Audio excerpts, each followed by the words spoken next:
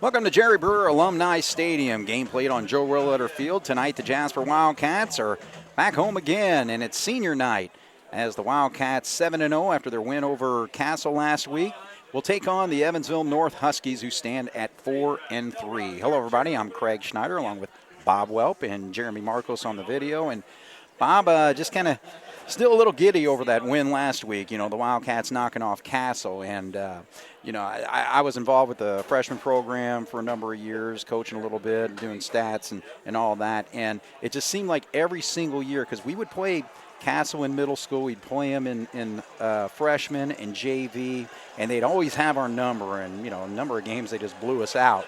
But, I felt like we kind of let one get away from us last year. But this year, again, Jasper just playing the football we've been playing all year. Really, I thought a flawless football game, and that's the reason why we dominated and won that game 30-12. Yeah, and it all starts with the defense. Absolutely. I was talking to a friend of mine over the week, and he was saying, hey, I hear the Jasper defense is pretty good. And my comment to him was, pretty good. Let me tell you something. We're talking dominance with a capital D. Right. Castle was 4th and 40 in their own territory, and they couldn't do anything against our defense, so desperation sets in. They try a 4th and 40 fake punt. And, that to this day makes me scratch my head, but desperation sat in because they knew that our defense was going to go out there, get a stop. Potts, Wiseman, Beekler, the guys were going sideline to sideline. Castle couldn't get on the edge. In the past, when we had trouble with Wrights and we had trouble with Central, they had the guys that were getting the edge. We're not letting that happen. Not only are we taking away the edge to where they can get outside, our pursuit is so well designed on the backside. If they plant their foot and they try to come the opposite direction, you'll have big old number 58 ready to plant you in the dirt. No doubt. Well, and I'll tell you what, we're taking on a North team that's 4-3, and the North is always a solid football program. They have really good years and all that, but they're always just kind of right there. But it's a team that is led by Ethan Brody, and he's been a long-time quarterback for this team. He quarterbacked last year when we played him, but on the season, 68 of 108 for 752 yards, 6 touchdowns. He's thrown 5 picks, but one thing is that he kind of spread things around when he does throw it out there. 9 different receivers have caught passes for this team, but they've also got a really good rushing attack with T.J. Hankins, 134 carries for 924 yards and 12 touchdowns. And in fact, I was just looking at his numbers last week against Vincennes, 18 carries for 193 yards and 4 scores. Now, I know Vincennes is down again this year, but again, you put that kind of numbers, anything close to 200 yards and 4 touchdowns, you're a pretty good running back. Yeah, I would like to see more of the film on that to see how far he was going downfield before he got hit. If he's like Ashton Sheeter and what Wallace has been doing, where they're getting hit at the line of scrimmage, but they're still getting 7, 8, 9 yards. Yes. That's one thing. Vincennes, of course, is way down. But like you said with North brings some guys up here. North brings a team that's good enough to beat Jasper. Right. If Jasper comes out and they stay workmanlike, and consistent the way they've done the whole year, I don't think North can touch them. But, it's senior night. You would think they would be fired up, but how do we come out? Because Jasper can clinch the SIAC tonight with a win because we've got the head-to-head win over Memorial, who also has 1 loss. Oh, yeah, I totally agree. But, the main thing is that you want to win that conference outright. There's no doubt about that. And tonight is really a key because, again, they've played with some teams this year. Mater Dei, it was a 21-14 game a couple weeks ago. They did lose that football game. Blew out Bossy 49-26. Wrights, they knocked them off 29-26 at the Wrights Bowl, so that was a big win for them there. And, and that's just the thing. They're always a tough, gritty team. We've used to scrimmage against them for a number of years there until we started playing them here. But, again, I'm just always really impressed with what they've got on the field. Joey Peridian is their coach. He's 15-22 in his 4th year at the school. So, again, he's just constantly building something up. And they're a 5A team too, So, again, I know that when they get into that sectional, it's a tough situation for them. But still, again, pretty solid program overall. Well, look at the studs we had in the backfield last year with Mann and Dawkins. And, of course, Dawkins' brother would come in too. But look how much trouble North gave us last year. Now, Seeley is the gentleman, I believe I've got that name right, who was their all-state and all-conference defensive lineman. I mean, this guy was low. He was like 5'8", 205, and he was just a fire plug right there on the inside. Right. What Jasper is doing on their defensive backfield, getting their interceptions and all that, other teams have to go ahead and try to push the ball down the field, because if the offense gets the ball with Sheeter and Wallace, Young making the reads that he is, Tony Lewis put in some wrinkles. We had Foley coming through on the backside, trying to put the ball up in the air a little bit, trying to get that into game time. But once our offense gets the ball and you're down by 2 scores, I'm telling you, it's going to be hard to come back against Jasper. Absolutely. All right, so you can see they're actually doing the coin toss. Typically, the coin toss is done in advance, so this is more or less for the show. But so they'll announce as far as who'll have the football to start with. But again, it's senior night tonight, so we'll be giving recognition to all the seniors this year. 15 seniors on this football team. But a couple that I really just want to point out, and the Herald kind of finally confirmed it in their interview with Tony Lewis this week, but Isaac Day out for the season, and also quarterback Will Winesapple out for the season as well. But, those were 2 guys that contribute greatly to the start of this football season, and I just hate that they're going to be missing, the rest of the season. They've been out for a number of games.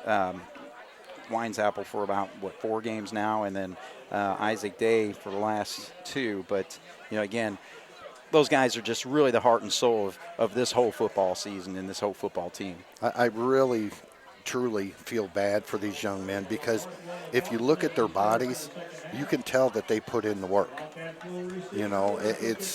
And to have it kind of just yanked from you, that's a really tough pill to swallow. What I like about it, though, is last week with Day and Winesapple, okay, they're not out on the field, but I tell you what, teammates come out, they're keeping them fired up, they're doing everything they can. And those guys being seniors, there's an old saying out there, on senior night, the seniors shall lead. And all our seniors out there have done an outstanding job, but I agree with you, those 2 guys, they need special mention tonight because of what they lost for the rest of the season. No question. And of course, the captains out there were Gus Heichelbeck, Jacob Potts, and Ashton Sheeter. 3 mainstays on this football team. Potts and Sheeter going both ways, and Gus Heichelbeck, one of the leaders on the offensive line. So they're going to be put to test again tonight against the Evansville North team. It's actually, when I was looking at their numbers, their leading tackler is Happ, who's number 53, and he had 45 tackles on the season, 6 tackles for loss. Johnson, number 9, has 9.5 tackles for loss, and as a team they have 63 tackles for loss. So Cats will be going against their defense to start this football game, as we'll get the ball to start things off here. No matter if it's been the defense or the offense that started the game for Jasper, they've set the tone. And let's just go ahead and try it again. Oh, wow, they went for the onside kick, and they got it. Oh, man, it went right off the face mask. The little trickery there, Mitchell Renfro. So, hey, I tell you what, it's one of those deals where it's like, why not? And that went off of Wallace there, number 32. So he's kind of got his head hung a little bit, so he's got to get his head up, actually. So we mentioned that the Wildcats are going to be on offense to start. No, that's not the case. And North, again, they know that they're facing a tough Wildcat team here, and just kind of caught us off guard there. A brilliant call. Absolutely. What do you got to lose?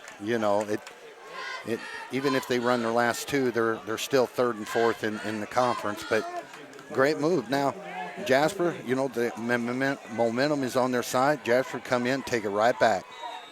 All right, so they're already in Wildcat territory to start this drive. So a quick pitch out there. So Brody goes straight to the air on his first play and connects with T.J. Hankins, who they had split out, number 3, and he's able to advance it about 7 yards there to the 42-yard line. We seem to be a half step slow starting this game. Now, it could be that the onside kick kind of threw guys off, but we're going to have to pick it out. We cannot get them in second and shorts. All right, so Ethan Brody, 6 foot, 185-pound senior, And now he gives it to Hankins, so he gets his first carry of the ball game, and he's not going to have enough for the first down. Gets to about the 40-yard line. They need to get to the 38 for a first down, so it's going to be actually 41. They're going to spot it, so 3rd and 3. I'm going to play Mr. Obvious here. Being that they started off with an onside kick, I'm going to guess this is 4-down territory. Right. Cats can stop them on defense. The onside kick gave them a little bit of momentum. Our offense goes back out there, and we go down and score. It's like nothing ever happened. They got to get a big stop here, though. So again, 3rd down and 3 from the 41-yard line. Audie's going to keep it, and he's got an opening to the left side. Now he's dancing around, makes a spin move there across the 35 down to about the 33-yard line. So a nice pickup of 8 and a 1st and 10 for North. Well, you can definitely tell the message from their head coach. Let's go out, let's take the fight to them and see if they can respond.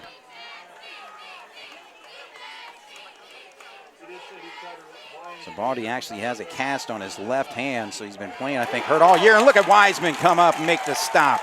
So number 19, the senior, gets the first tackle for loss, and it's a sack on the quarterback, knocking him back to the 40-yard line. I just don't get it. If you're watching any game film on Jasper this year, their speed sideline to sideline is the best I've seen it in some time. But yet these teams still try to do those little rollouts. If they don't have the back stand back there to pick up, Wiseman's going to do that every single time. All right, so 2nd down and 17. Pitch there, he's wide open in that seam. Number 35 hauls that in. That's Caleb Harris. And he's going to be close to the first down. Depends on where they spot that football. They haven't moved the sticks yet, but he's all the way down to the 23-yard line. So that's a pickup of 17. They're still looking over to their sideline. I think they're going to actually do a measurement here, but our linebacker came up. You know, we've always talked about us bringing heat from the weak side. Our linebacker came up, got into the defensive line. Tight end released. When we do that, our tight end usually bumps somebody and then releases. He just went out. Nobody picked him up. There was a little confusion back there on who was picking up the tight end, and well, when that happens, North's got the speed to do what they just did. Right. Well, you know, the thing is, you know in advance before the football game starts, as we mentioned, that, you know, how the toss is gone and all that. So it's like, you know, of course, the Wildcats with the mentality that they're going to have the football to start with. So, you know, again, that onside kick, a great call, and I think it's just really thrown the Wildcats off the rhythm early on here. It really has. They're definitely on their heels. But Jasper, from, you know, most of the season when they dominated, when they had a team get a good possession and move, they've bent, but they haven't broken. You know, they're not in the end zone yet. Let's see if we can tighten it up. All right, so it's 1st and 10 on after the measurement there. So ball spotted at the 23-yard line. Seam route's open on the far side. Oh, he went down to his knee. There we go. Okay, I was going to say that snap was a little bit low, and he went straight down. So a good job by the official to pick that up right there in the backfield. When I say the seam route's open on the far side, our defensive backs are giving them actually the inside. They rotate the other guys to this side, so our defensive backs have to shift to the right side. So as he goes out, if Allbrand is sitting there and plays him to the outside, he just cuts it into the skinny post. And he goes right up the seam, usually on the hash marks. And if we don't close that down, they picked up 18 on it on the last one. So Ethan Brody, the quarterback, now facing a 2nd and 13. Looks to his right, rifles it out there, and nobody there. Cats got some pressure on there. See Foley and you see Potts, as you've seen all season, getting after him. Looks like there was a little miscommunication between the quarterback and the receiver. The receiver came and did what we call a fish hook, and that's exactly what it is. It looks like a fish hook. Quarterback looked like he wanted him to do a button, right? Which is go, stop, and then immediately turn around. Right. He came to the inside, ball went to the outside. We could use about 2 more of those. All right, so it's a 3rd down and long, 3rd and 13 here. First quarter action here. Good shift by Jasper. Good shift. There's the pressure, but he throws it out there, and oh, man. You can say it was intended for number 24, Cameron Gelhausen, but the Cats were in his face and forced that pass to fall incomplete. So good pressure there by the Cats. What an awesome job by Cabrick coming up. Quarterback seeing that he had tight man-to-man coverage, so he started hand singling out to the receiver out here. We switched our defense, dropped our safeties back, threw him totally off. That was a great shift.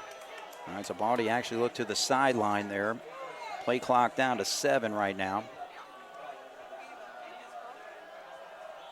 Gets a snap off. He's going to roll to his right, then throw the opposite way. But look who's right there. Oh, man.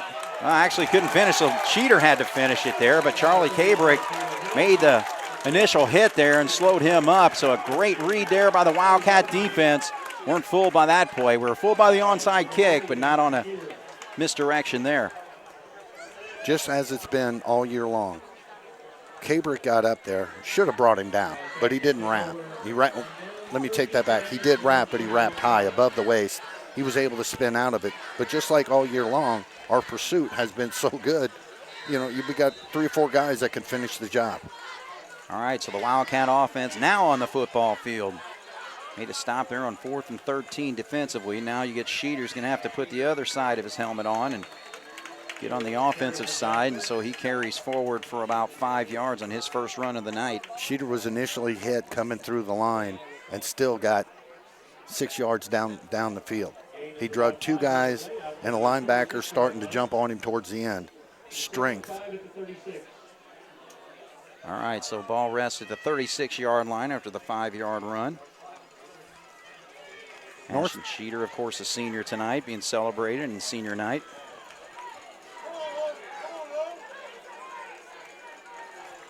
.8:10 on the clock. No score. Sheeter on the left side on the ISO play just goes forward. I say north and south, but right now he's running south of the football field and takes that for a first down on a 7-yard run. Oh, I just can't help but giggle every time I just see him run over people, week in, week out. It just makes me smile. North is jumping from a 3-man down front to a 4-man down front. So they're trying to mix it up. But when you go 3 and 4, your blocking assignments really stay the same, and our offensive line, like they have all year, is just pushing.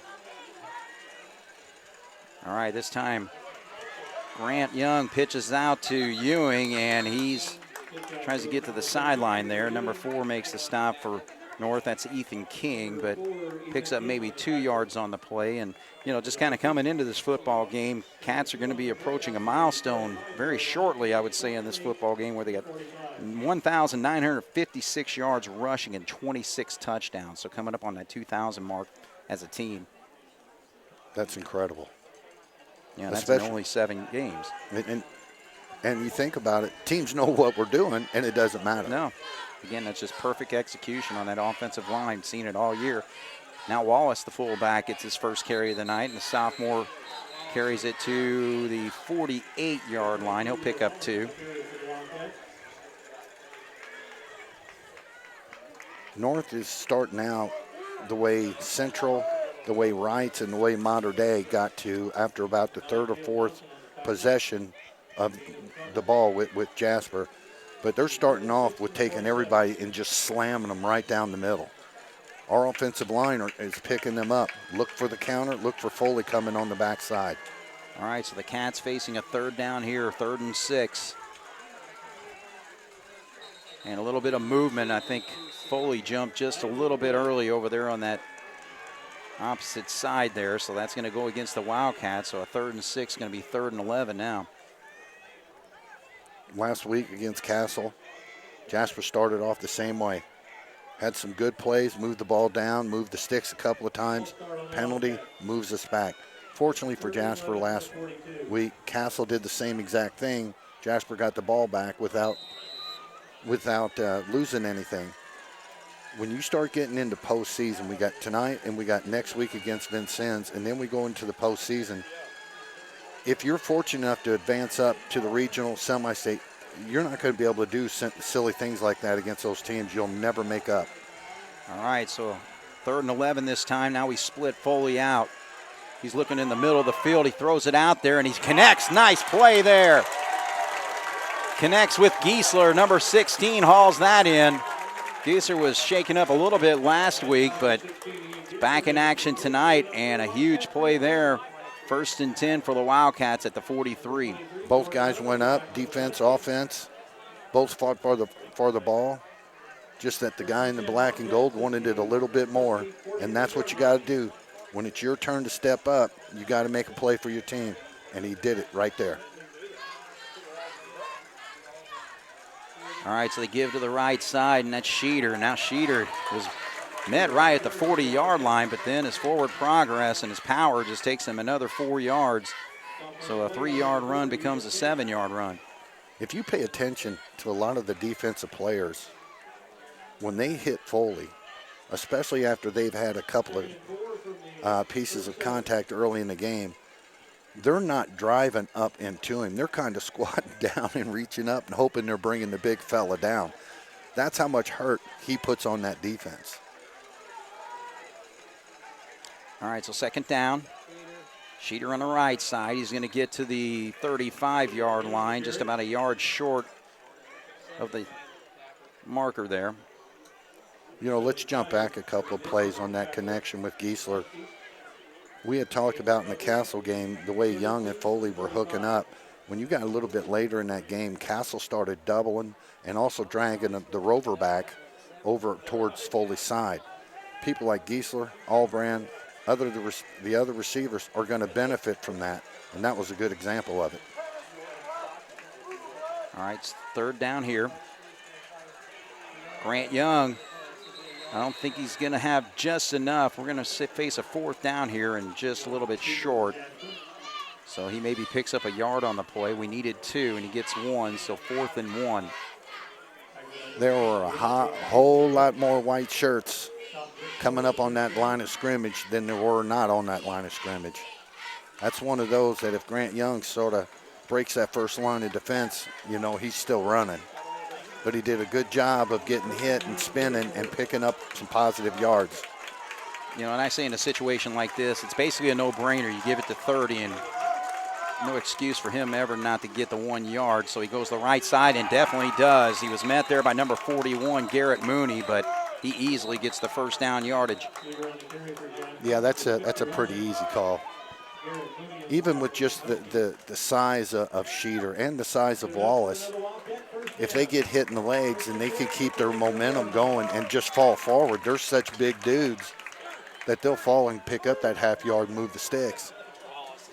All right, so the Wildcat defense does the job after the onside kick and gets the football back on downs. So North made it interesting early on, but now the offense is just rolling right along, doing what they do best, and that's run the football with the power game. Now Wallace back here getting his opportunity, and he gets this handoff. It was kind of a little sticky there because I think Grant almost pulled it back, but I don't think it's a penalty, is it? Okay, it just fell out of his pocket, I was going to say. I was kind of hoping for maybe possibly a face mask right there. Yeah. But as far as North goes, you know, the defender came up, got up in his legs. I mean, they're bringing the house. And you and I had talked about this in several games. If they start bringing that house, just take Foley and slip him right behind the linebackers. Yeah, so Wallace actually got a workmanlike effort last week with 16 carries and 63 yards. Cats looking to throw for the first time. Now he throws out, or second time actually, and he connects with Giesler again. And did he get in the end zone? No, I think he's going to be just short at the 1 yard line. So Cats on that play, nice hook up there. So twice he's hooked up with Giesler on this drive. 15 yards the first time, and this one 29 yards for 1st and goal from the 1. Well, I'm thinking that was Haley out there. He had Giesler coming out. Giesler got about 7 yards down the field. A great play design. We had a guy doing a post. He left to go cover the middle, which left Giesler all alone. All right, so Grant's going to give it to the senior, and that's Sheeter, and Sheeter earned it. Touchdown for the Wildcats. So the Wildcats just do what they do offensively, and they go 69 yards. 1, 2, 3, 4, 5, 6, 7, 8, 9, 10 plays.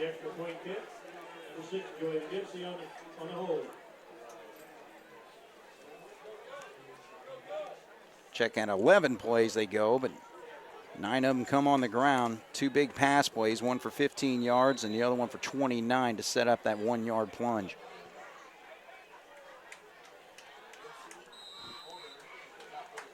And the kick is no good. Oh, boy. That's actually twice that we've seen the senior Sam Leonard miss in the last couple games, so hopefully that doesn't become a trend. So right now, Jasper with a 6-0 lead with 2:02 to go here in the first quarter on 18 WJTS. All right, so Leonard's out there to kick off after the Wildcats score, missed the extra point, so 6-0 is our score. Again, just an outstanding job by the offensive line again. Jackson Bauer, he's a junior center. Gus Heichelbeck, a senior guard. Jacob Potts, a guard, and we'll get to enjoy his nose guard play on defense here shortly again. Mateo Hernandez, the left tackle, and Michael Beekler, a senior, at right tackle, and they just did their job to get us 69 yards for the first score. Now the kickoff here, and McGimsey, number 6, he's a senior, Joey. 5'10", 148 pounds, and he makes a special teams tackle there. So North will have their second drive of the game here, starting at the 33-yard line. Boy, I tell you what, that ball couldn't have bounced any better. When the initial up man was right there and coming up, hit the end, bounced over his head, pushed the ball back another 10 yards.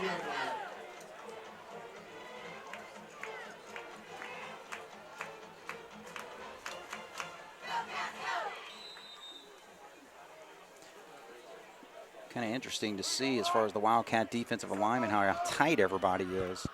Okay, now they're backing up. Trying to give Bondi a couple different looks defensively. Now you got Tyler Atkins dropping back in his safety spot, but they run the football to the right side, and Brody, the quarterback, carries it for 2 yards. We do a really nice job of disguising our coverages with our defensive backs. Now, I don't know if it's the coaches giving them a little bit free reign.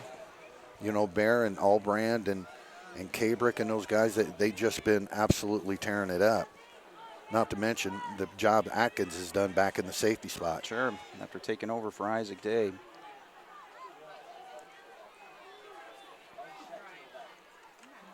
All right, so they give it to the tailback this time on a sweep, and not much room there as he gains maybe 1 yard. So that's TJ Hankins making the run there. Coming off the pile, of course, Wiseman's always in on the action. He seems to be. Ty Wiseman, another senior. These guys are so smart, though. When North had made great contact coming off the ball, but they were flowing that way because that's where you're sending your blockers. Our guys just ride them out there. I mean, they do a great job. Take the momentum and use it to their benefit. That's just smart football right there. All right, so a 3rd down and long, 3rd and 7 at the 36-yard line. Body chucks it up the middle, and he's got the first down yardage, and he spins away. Wiseman had the initial hit on him, and then he was able to dart away from him and get another 3 or 4 yards there, so they stop him at the 47, so an 11-yard pickup. The one place that the teams have really been able to pick Jasper apart is right behind the linebackers. And if they get their timing down, that's going to be very difficult to stop the way we bring guys up.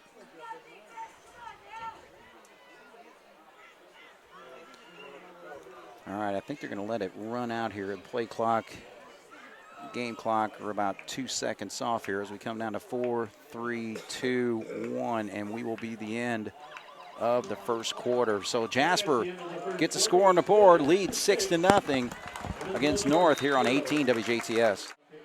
All right, we're set to start the second quarter as both teams switch sides, and North comes out 1st and 10 from the 47-yard line. We got to do a better job right there in the immediate middle of pushing that center back up. Because when you're doing a shotgun like that, you're taking a peek back, and then you're just doing it by muscle memory. If we can get him knocked off, we could have some high snaps. All right, so the quarterback, Ethan Brody. Kind of a pass run option, and he chucks it out there to his wide out, and he's going to get some first down yardage as Albran had to come up, kind of threw the Wildcats off there. So number 8, Jalen Mitchell, snags that one and goes about 11 yards. As hard as Jasper's coming, that was a great play call right there. It's almost like your little screen to the running back coming out of the middle. Let the guys go by, throw it over the top. He takes off to the left, our linebackers suck up, he throws it right over the top, they pick up a first down. So in Wildcat territory at the 41-yard line, Brody throws it out there, and he got behind the safety there, number 35, Caleb Harris, but was a little off target on the throw there. That could have been for a big gainer there, if not a touchdown. Well, being a quarterback, you know this. Whenever you release the ball like that, you got to put a little air under it so the guy can run underneath it. Atkins had it. The way the ball was thrown, Atkins had it totally covered, but he was behind him. You're right. If the quarterback makes the correct throw there, that's a score for them. All right, so second down and 10. Stops the clock, 11:29, just underway here in the second quarter. This time a little pass to number 7. That's Angelo St. Louis. So again, that was actually a forward pass there, so that play goes to the 35-yard line, so a pickup of 6.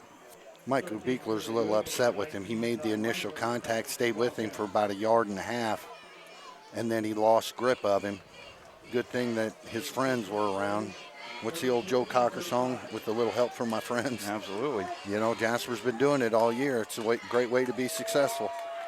Of course, that was a Beatles song first. Oh, you're Ringo. so smart. Ringo. All right, Brody keeps it this time. And he's going to be, I think, just shy of the yard to gain there. Boy, he did a nice job of getting what he got, but boy, did he pay for it. So we'll call it a pickup of 5 on the play. Now a fourth down again. So the Wildcats were able to stop them, but it was a little bit longer situation before when they gave it up on downs. It was 4th and 13. This time 4th and 1. So Cats are going to have to get into that backfield quickly if they're going to make a stop. But Brody always operate. No, they actually switch. Oh, did you see that? Yeah, they brought number 35, Caleb Harris, in motion. Then he took the snap under center, and he's able to get the 2 yards. They needed 1. He gains 2 to the 30, so that's going to be a first down. As prepared as the coaching staff for Jasper's had their defense all year long. Coach Lewis was talking about Castle, the way Castle played them last year, of throwing in some wrinkles. We've seen the wrinkles. We put the ball up in the air. We brought Foley from the backside, had him run that little counter. It looks over there that North is pulling every play out of the playbook. Throwing in some new wrinkles just like we did last week. We've got to stand tall and be really consistent with the way we handle things up front. Or actually, I think the play clock might have started a little early because it ran down there. That should have stopped things to set the chains there. So now they're going to run it. So 1st and 10 from the 30. So North in Wildcat territory here.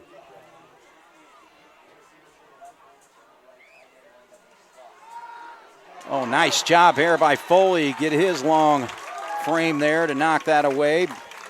Brody was trying to heave it out there. I think he was going for number 11, Jules Haley.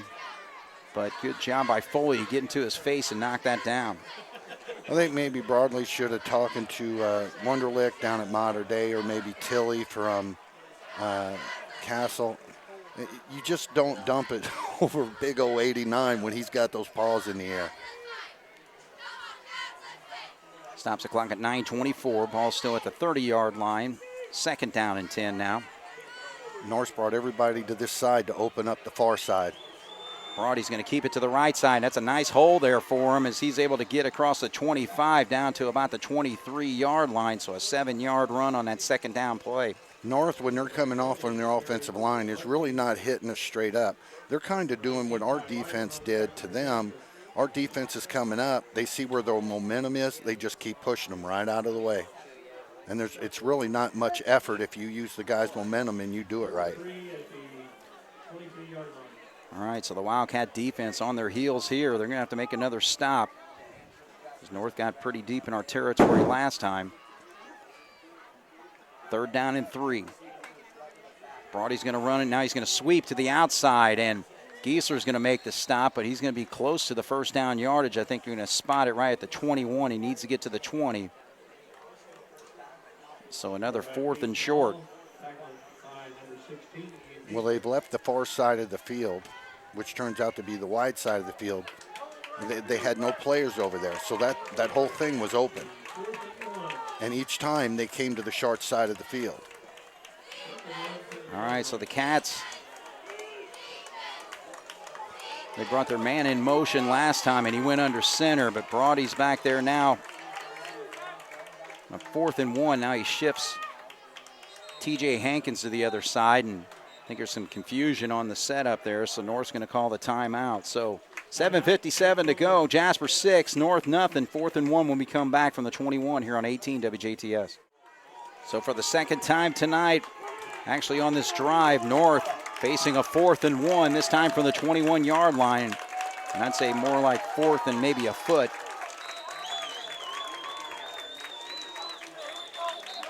Let's see if they go over big old number 75, Dixon. He comes in at 275 pounds. Well, actually, the Wildcats now call a timeout. They didn't like what they saw, so they're going to make their adjustments. So we'll take another break. 6-0 Jasper over North here on 18 WJTS. All right, so the coach is going back and forth. This time the Wildcats call the timeout. Really need to make this stop here to get control of this football game back. Watch the wide side of the field. Broady's going to keep it, and he's got it. And he goes all the way for the touchdown. So he was able to split through that line of scrimmage, and then it was just nothing but green field in front of him. So 21 yards for the quarterback, and they have tied this football game at 6. North decided to take a play out of Jasper's script book. A lot of plays, eat up the clock, keep Jasper's offense off the field. You know, keep Jasper on defense guessing. They did a great job of that. So 67 yards on the drive, 12 plays. And the Cats are able to block it there. Sheeter got up there and knocked it down. So we stay at 6-6, but tell you what, though, Bob, I thought that drive was just a little bit too easy for North.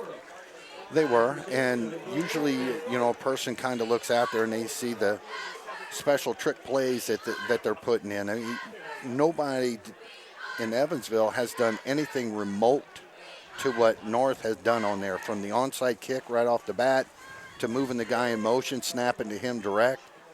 Now, I couldn't tell you if that's been their playbook all year long, but you would think that if it was, the coaching staffs would have seen it and we would have made the adjustments. Right. But, you know, they blotched the extra point just like we did. So, you know, you don't have to worry about that extra point coming back to haunt you in the end. All right, so I tell you what, we'll take a break. 6-6, Jasper and North tied with 7:51 to go here in the second quarter on 18 WJTS. All right, so this time Wrights brings number 13 out to kick. That's Matt Jones.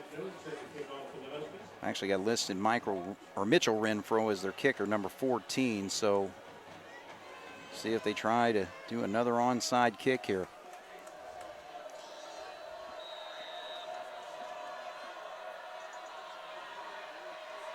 He squares up and he's kicking it away, so the Cats will get an opportunity for a return there. That's Bear at the 15-yard line. Runs straight up, and he is going to be brought down right at about the 30. So that's where the Wildcats will start their second drive of the night. Nice job by Bear, looking the ball in, taking off, contact comes, protect the ball. That's one way, you look at what everybody was talking about and how Jasper's favored in this game. That's one way to get your rear end knocked off is doing silly things and putting the ball on the turf and giving these guys the ball deep in your own territory. Jasper goes down, scores here, takes control, just like we've been doing all day or all year. All right, so they give it Sheeter straight up. And he's going to pick up about 3 on the play. They're selling out on that. Foley through the middle is there all day long.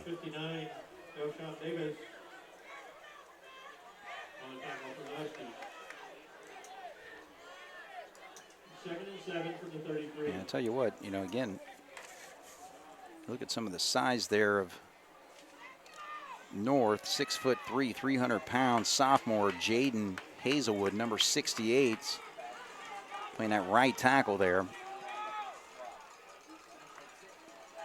And the Cats on a counter play, and that's going to be Giesler. So Giesler's able to race it all the way to the 45-yard line, so a 12-yard run on the counter.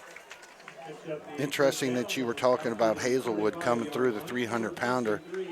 The counter came this way. When our running back went to the right side, he went straight for him. Right. It seems to me that the coaches are telling these guys, wherever 30 goes, wherever 32 goes, read them. And if they keep flowing like that and they keep their eyes down, just kind of like a point guard that runs a basketball team, keep your eyes down, you're going to miss a lot of things. That counter will just eat them up. So 1st and 10 for the Wildcats from the 45-yard line. Sheeter on the right side. And coming in to making the stop there is Delshawn Davis, number 59, another sophomore on that defensive line, 5'11", 285. The coaches have made adjustments perfectly to this point of the season. And we've always had Sheeter and Day back when he was healthy and Wallace kind of get the yards, and then that opens up Foley and everybody else. Maybe, since they're selling out on the run, go to those short passes to Foley and open up the run game. Here they come again. All right, so it's straight up there, and I think, Grant kept the football, but he had forward progress to the 50-yard line, so a pickup of 2 will make it 3rd and 5 from that spot. They're just selling out. That's all they're doing. They're bringing 8 guys up in the box and just selling out. They're trying to have more numbers than Jasper's offensive line, which, that's really what you want to do. It is just laying there for Jasper. Let's see if Coach Lewis goes down to his playbook. All right, so 3rd down and 5 from midfield. Young drops back to throw, chucks it out there, and he could not connect with Albrand. I think that was number 27 who came up, Keontae Barton, and he knocked that away, and so the Cats are going to be forced to punt. Nice job of covering. When Grant Young dropped back, I don't know exactly what the design on that is, but if he drops back a couple extra yards, that gives Albrand just that extra second to get around. When he took one step back, he was sitting there waiting, looking down Albrand. The defensive back just came up. All right, so this time now, North has to call a timeout on a special team situation here, and coaching staff doesn't look happy over there, so we'll take a break. 6-6, Jasper will be punting when we come back with 5:04 to go here in the first half on 18 WJTS. Kabrick back to punt for the Wildcats.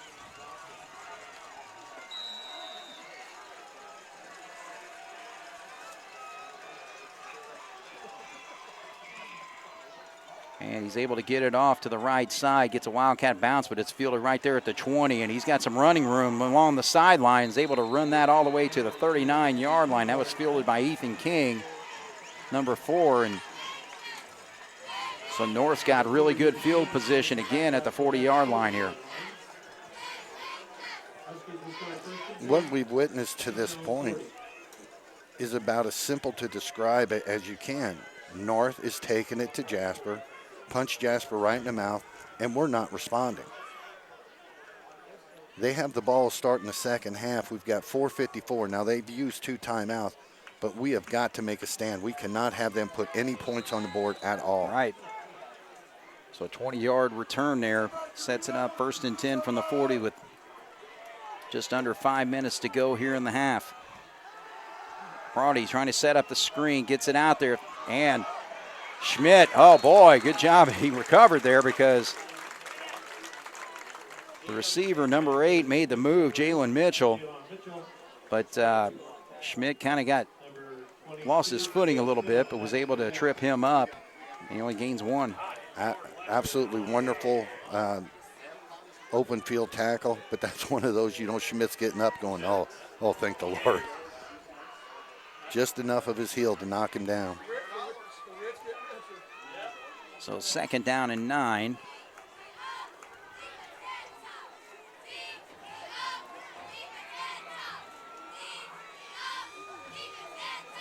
Oh, there's a little movement right there. Looked like he was trying to spread out Caleb Harris a little bit to his left, and then he ended up jumping the snap there. So the sophomore, guilty of a false start, will move it back 5. At this point, we'll take all the help we can get. And what's so funny about the game of football is a simple 5-yard penalty like that can change everything. Now, last time North was in 2nd and long, they did the seam route and picked up the 1st down. Right. So 2nd down and 14 here from the 36.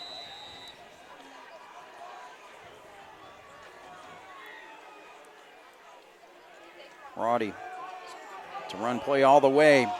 And he's got room over there, and he's going to get across the 45. He'll spot that at about the 46-yard line. So that's a 10-yard run. Who's ever playing the right defensive end or the left defensive end, when you see the tackle in front of you taking 2-3 steps to the left and hooking back, he's trying to pinch it. That tells you right away where the ball's going. You got to get through those blocks. North's doing a good job of controlling the point of attack right now. Jasper's got to flip the script on that. I mean, obviously, as you can see, the Wildcats against drop-back passers have had great success getting into their faces over the season, but good running, versatile quarterback at Brody is now he throws it across the middle there. Is not able to hook up with number 35, but again, he's just a really scrappy quarterback that's just giving us fits early on. Yeah, a great athletic quarterback that's able to throw really nice off the run. Just like when Sheeter and Wallace and those guys run well for Jasper, he's been able to get to the outside. So when he takes off, we're selling out to him, and that's when the receiver pops up and he does that. So because of his success, has opened up the whole offense for North. So North is going to have to punt this time. Little rugby style there, and gets off a nice punt, and a fair catch is called by Bear, and so Jasper's going to have to operate from the 15-yard line. So an outstanding punt, and just really shifting the football field here, Bob. Yeah, great punt, but Jasper's got plenty of time. 3:05, we've got 2 timeouts left. 1st downs, clock stops to where they set. If Jasper moves, and they just keep getting 5-6 yards a clip, they should have plenty of time to get down and put some points on the board. All right, so they're going to start from the 14-yard line. 3:05 on the clock. Young works his way out to the huddle, and the play clock starts here. Jasper 6, North 6. Both teams getting scores on the board after long, sustained drives. But both times, in their last possession, both teams having a punt. So the Cats get the last crack here in the first half. He's going to chuck it out there and actually just overthrows his receiver. So he's trying to hit Foley there, but falls incomplete, so stops the clock at 3:01. North did a nice job of coming up. Number 1, Johnson, keeping Foley to the inside. He wanted to break to the flag a little bit early, but he wouldn't allow him to do that. Grant Young, just going off timing, placed the ball there, but he was able to push Foley up the field about 3-4 yards, which threw off everything. So second down and 10. Cats try to run the counter here, and he actually has to go the other way, and it's not there. That was Gieser carried that football, and we actually lost a yard on the play. First time all year I see some fans out there kind of moving left side, right side, kind of getting a little fidgety. But being that that's the first time I've seen it this year, this is the first time we've seen somebody take it to the Wildcats. Right. Right now, at this point, at the 2:30 mark, North looks like the superior team. All right, so third down and long, 3rd and 11. And as we mentioned on that punt, it just really shift the field position in favor of North. So Cats are going to have to come up with a big play. There's a little shovel pass there to Foley. Oh, he's able to get away from one tackler and then gets kind of upended there at the end. He's not going to have enough for a first down, though, and the Cats are going to have to punt here. So was able to get to the 22-yard line. And actually, we got a penalty flag. Hold on. We'll see what this is all about. Well, he's pointing towards North. Let's hope he knows what he's talking about. He's kind of motioning both ways, so I don't know if this is going to be an offsetting situation or what.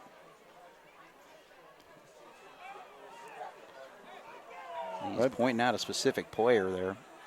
Yeah, that could be.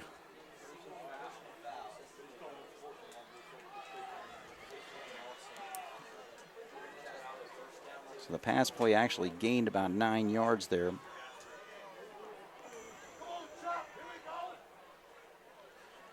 Let's see what they do here. Personal foul against North, so that's a huge break for the Jasper Wildcats, big time. Because the Cats were 4th and 3, going to have to punt there. Now 15 yards. He's going to advance that football all the way to the 37, so big time break for Jasper. Well, yeah, all you have to do is look over and see the North coach. He was kind of bouncing his head as he was walking up the sideline, so I'm sure he's not in the best of mood. 4th and 3, you get the ball back. You can eat the clock because you get the ball at the start of the second half, and then something like that happens. Boy, oh boy, oh boy. Jasper's been given an opportunity. Let's see what they do. So 1 minute, 56 seconds to go here in the first half. Play clock now running. Give it to no, actually Grant keeps it. So Grant Young. So he was able to gain about 6 on that play. Check out at 7 yards as they actually will spot it right there at the 44. Black and gold's got to get moving.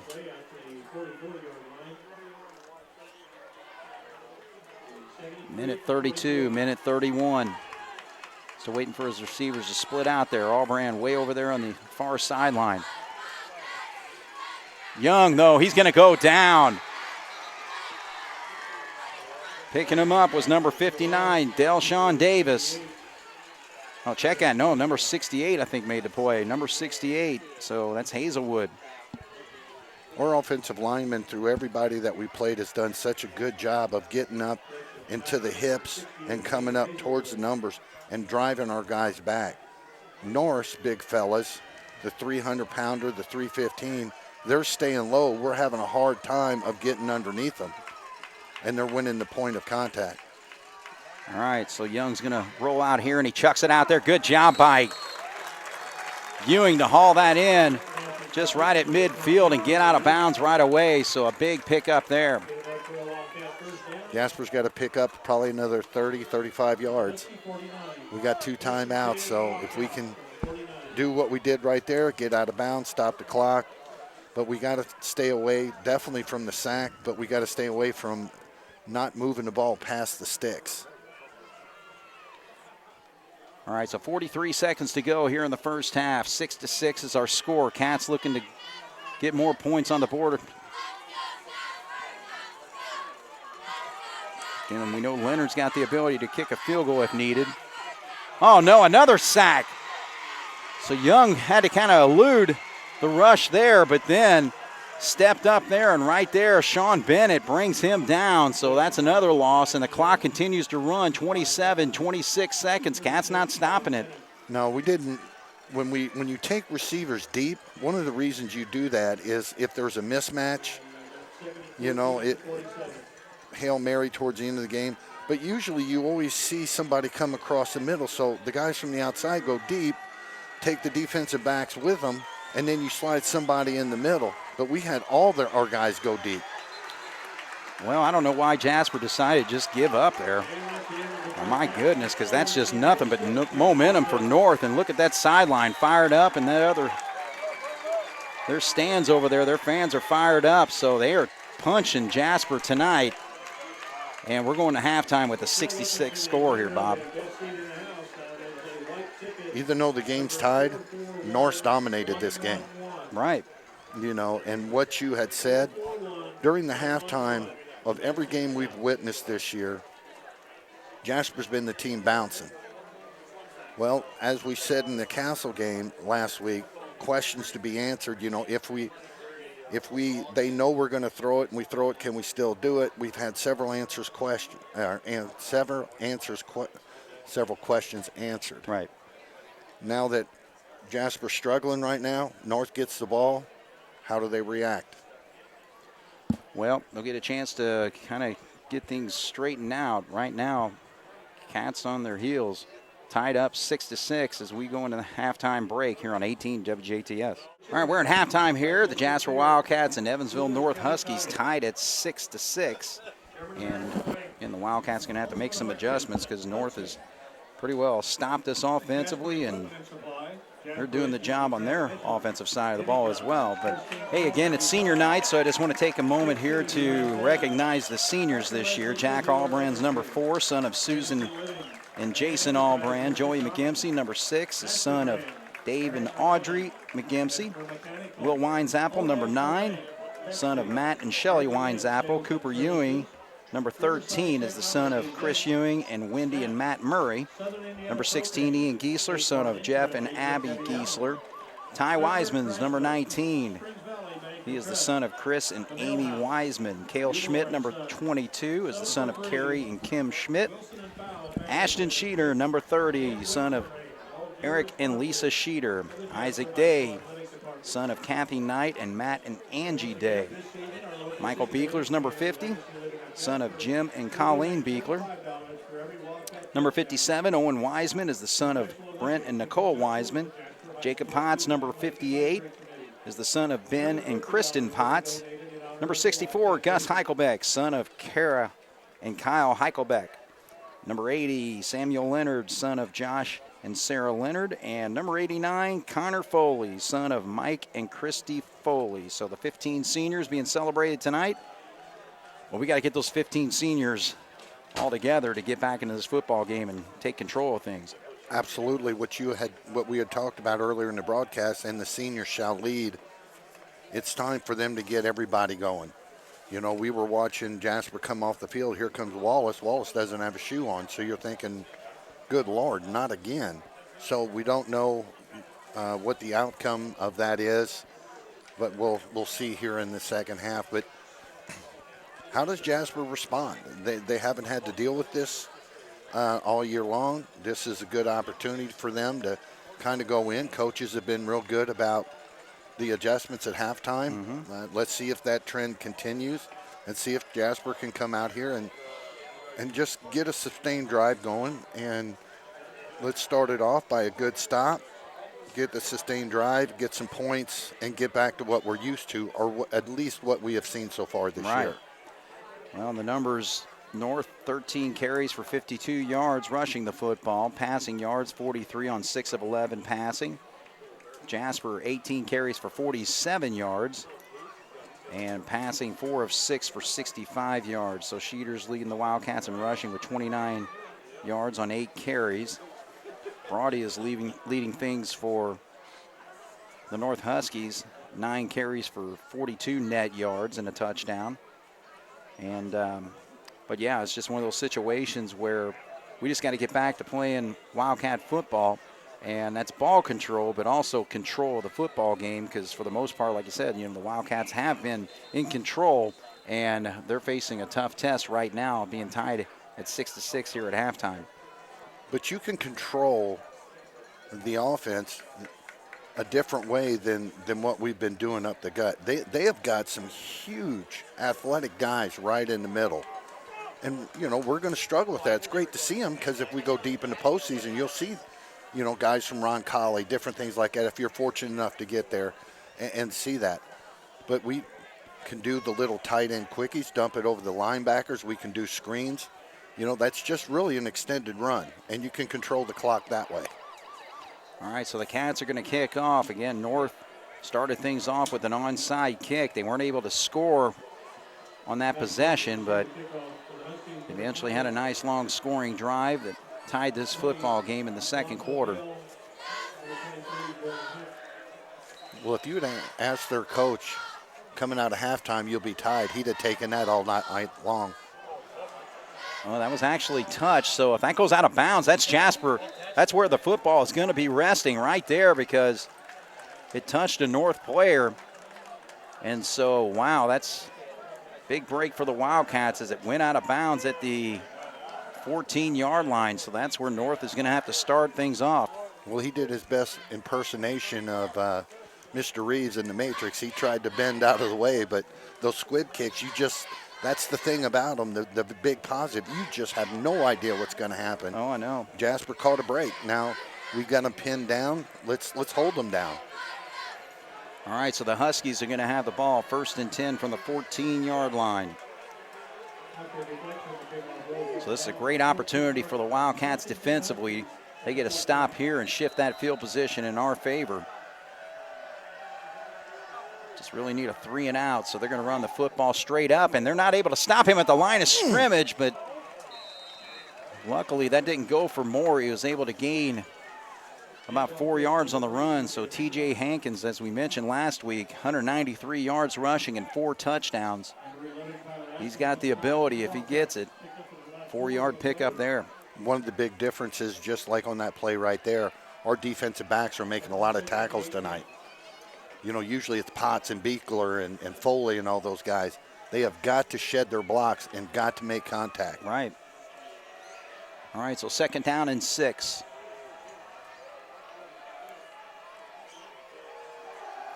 Brody with a quick hitter, and he's popped right there. Atkins is making the stop, but not before he gets that 1st down. So he connects with number 24 on the play, Cameron Gelhausen. And Gelhausen's able to get it to the 32-yard line. So that's the 26-yard line. Sorry about that. But regardless, 8 yards and a 1st down. Jasper's not getting down in their stance and firing off like they normally do. They're catching them in the middle of their movements. Brody's doing a really nice job.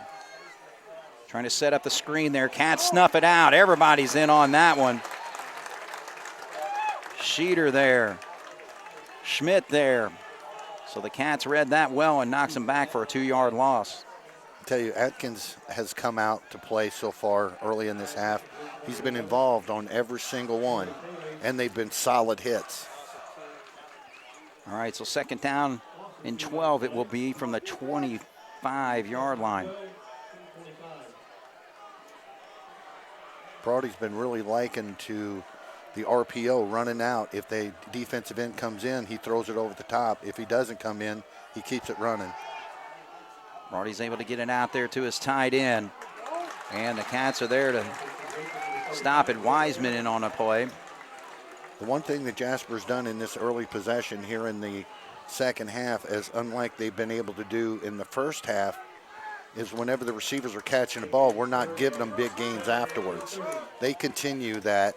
That's going to make their Brody, he's going to have to force the ball a little bit more, and we've seen what Bear and Albrand and Atkins can do when that ball's a little late. Tell you what, just from a spectator standpoint, I really like what they do offensively with just kind of the different looks and different plays that they run. Right there, now they bring their tight end to a slot position, so they use guys in different formations and setup. Now he's got a bullet right there, and is that Bear picking that up? No, they're saying it hit the ground. The officials were right there. Both of them saw it clear as day, so good job, though, defensively for the Wildcats to cover the middle of the field there. Good job by Bear. Well, absolutely. Just did what he needed to do, stayed on his hip when he seen it, Brody kind of drop back and really cock up to put some heat on that because he's coming across the middle, stepped right in front of him and knocked it down. I know the fans weren't happy about that, but like you said, the officials were looking right at it. We were actually looking at Bear's backside. But nonetheless, Jasper came in and got a stop. All right, so he tries to run away to the right side, so Bear's not going to field that, and he gets a nice roll all the way down to the 21-yard line. So that is a 20, 30. He kicked that from, what, about the 20-yard line? He was around that area. Yeah.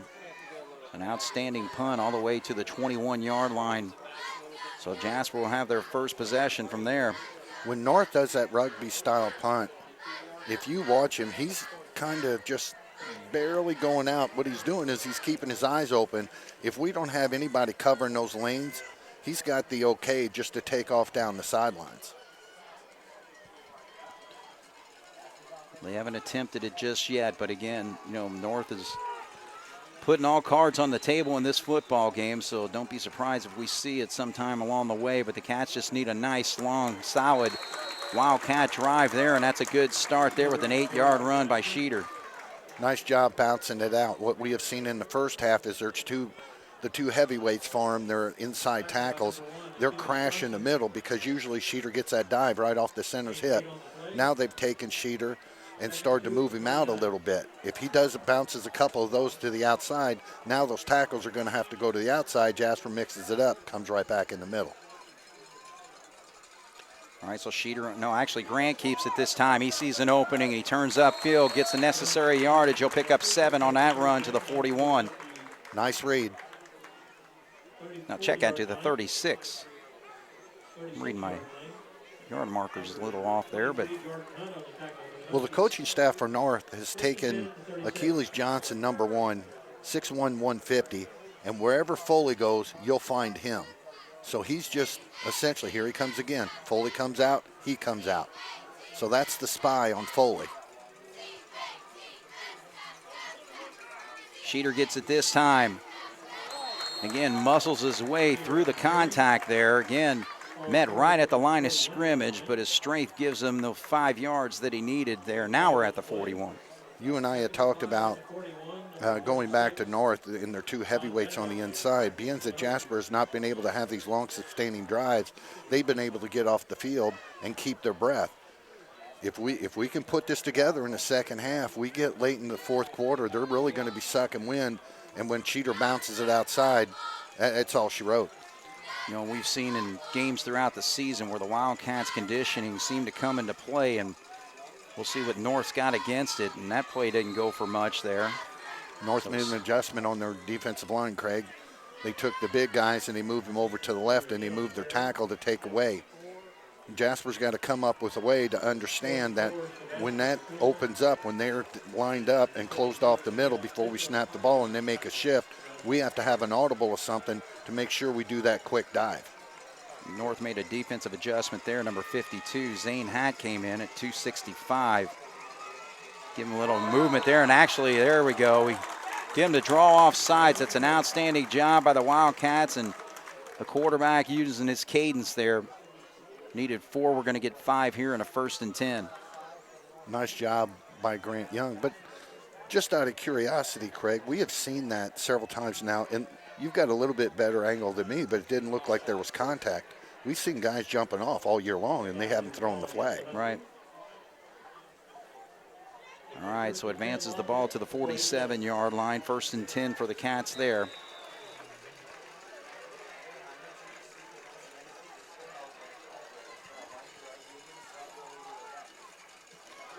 Sheeter just stuffed there at the line of scrimmage. Number 68, Hazelwood again on the play. 300 pounds, tough to move there.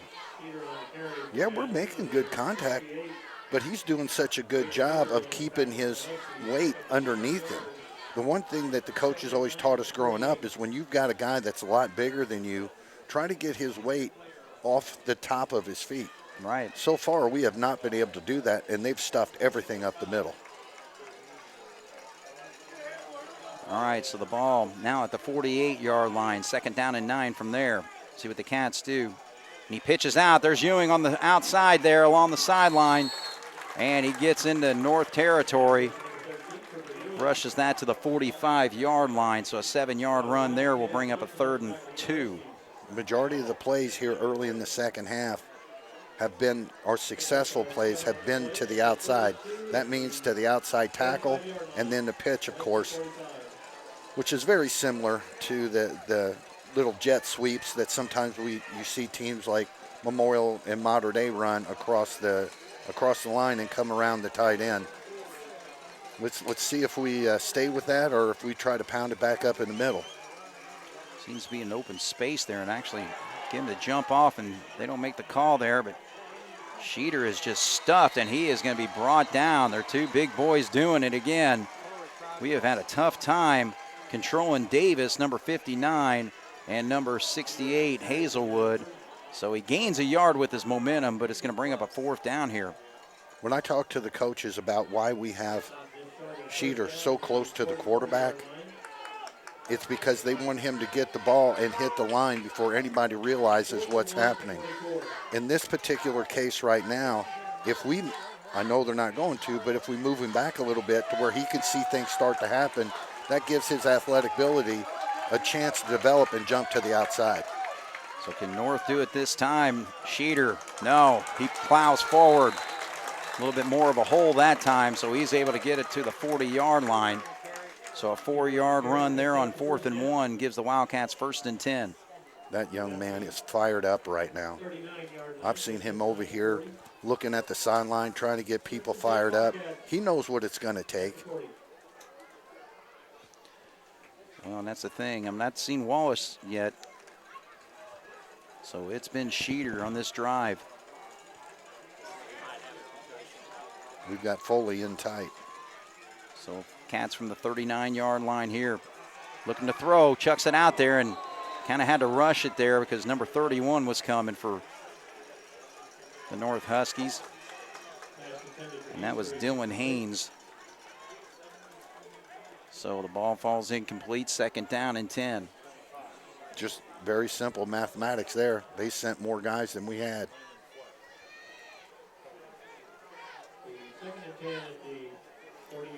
So Wildcat passing game, a little off in the last couple quarters here.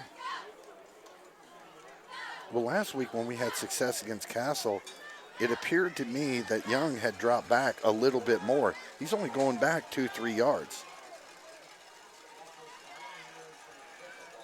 Actually, Cats having to go to sophomore number 25, Landon Fleck, to get some carries here. He carries that one for a couple yards.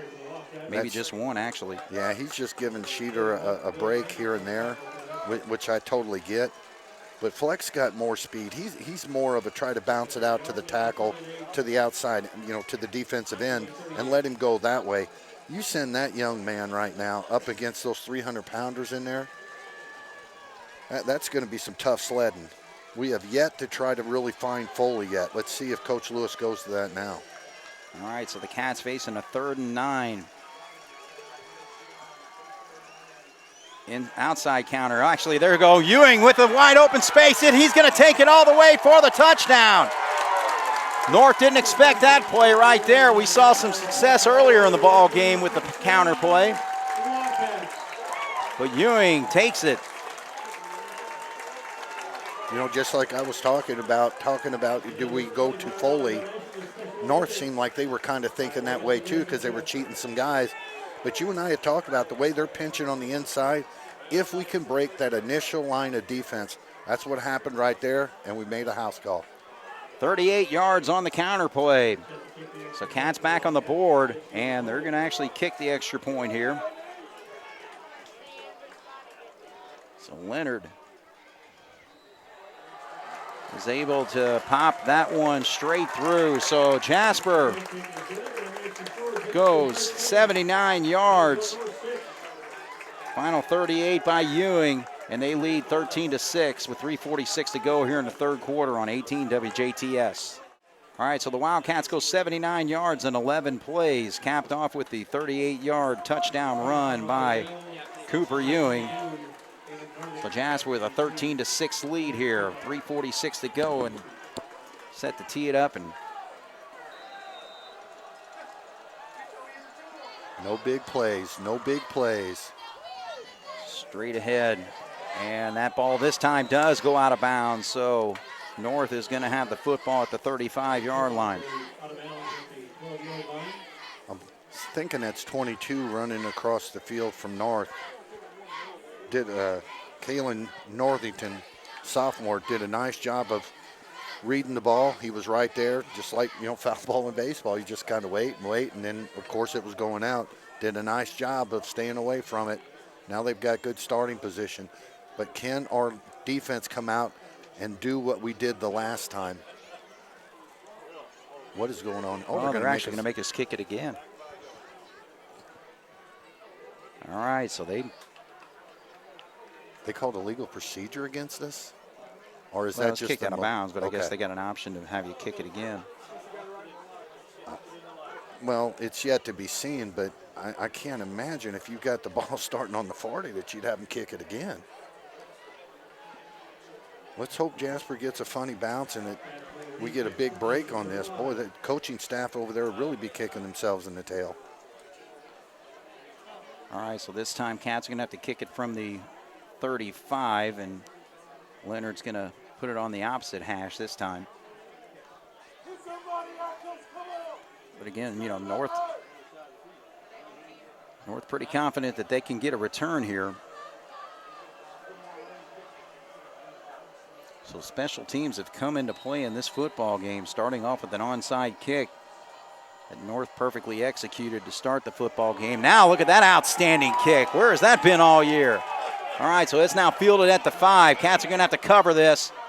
And they do, as they hold them up to the 25-yard line. So really, when you look at it, North would have had the football at the 35 if they went that route, but the Cats moving back another 10, so they're going to have to start from the 25. Correct, 35. I need to correct myself. I did say the 40. But it just doesn't, you're doing great in the trenches. You're holding your own if you don't have an edge. Jasper did get a long run, or the long run there, but I just don't understand why you would have them kick that again. So Ethan Broady's going to engineer his offense this time, and he's able to spin away. He's going to gain some yardage there up to about the 31-yard line, so a pickup of 6 on that first down run. Just your basic RPO. If they don't come up to stop, get what you can. Now, he pulled the ball up like he was going to throw it. And, boy, I was kind of hoping he was, because when he did it, he was a yard past the line of scrimmage. All right, so second down. Ball at the 31. Brody again on the left side. There's a spin away there. Contact initially made. Trying to see if that was Cabrick, I think, who came up and hit him at the line of scrimmage, so he's able to gain about 3 on that run. It's going to be 3rd down and 1.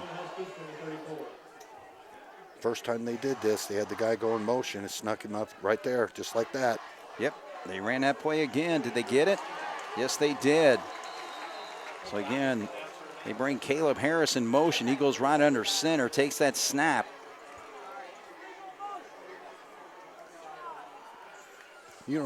North has done such a great adjustment of putting Harris, even when he doesn't get the ball, he's lined up most of the time right behind the center or to one of the guards' inside hips. Where's Jasper getting all their pressure this year? Right up the middle. That is a great move by the North coaches. So sets up 1st and 10 from the 36. 2:24 on the clock here in the third quarter. There's pressure there, but he's able to get away from it. Potts had his beat on him. Or I'm sorry, that was Beekler. And an opportunity to pick it off, and Cats can't come up with it. Albran out there, and also Giesler in on the pass defense. So that falls incomplete. Albran did a great job coming over, just like he does out in the baseball field. Read it, came over. Giesler did exactly what he was supposed to do, keep fighting the receiver. Unfortunately, the two guys in the black and gold kind of knocked it away from each other, but nonetheless, no yards.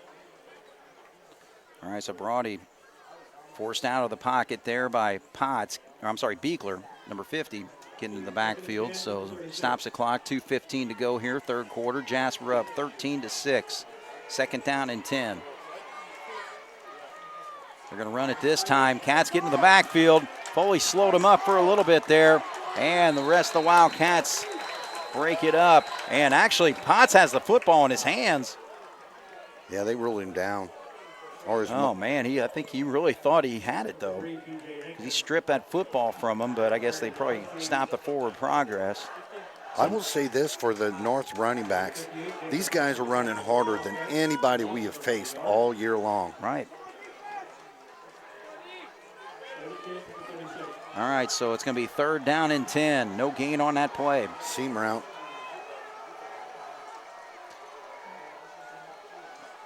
Safeties Atkins and Giesler look in the middle of the field. Now he's going to chuck it out there. Oh, man, another opportunity. They called the flag. Wow, are you serious? Yeah, and he fell on us. He just tripped. That's all that happened. Oh, man. That's a terrible call. And the thing about it is the official that was right there didn't throw the flag. It came from the guy on the far sideline. That's a terrible, terrible call.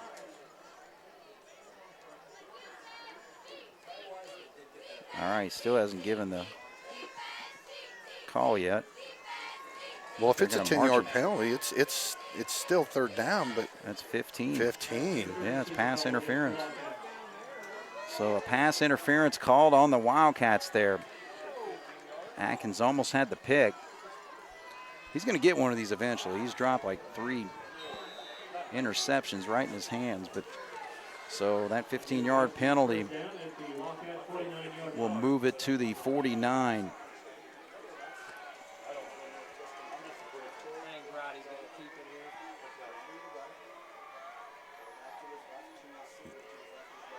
Brody's going to roll to his left. Looks downfield. He's got a man if he can get it there, and he hauls it in. He had a step on Allbrand. Number 8, Jalen Mitchell, makes a great catch, but an outstanding throw by Brody, who was rolling to his left and just heaved it downfield.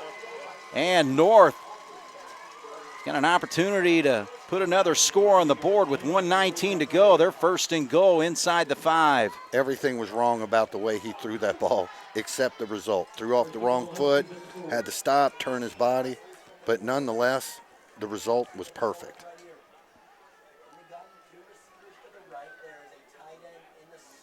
Down to 7 seconds on the game clock, or the play clock here. 1:04 on the game here in the third quarter. First and goal from the 4. Brody is going to rush to the outside. Turns upfield, but a flag flies. This may be a hold. Well, you could have your choice on which hold you're going to call, because we had 2 black shirts get pulled straight to the ground.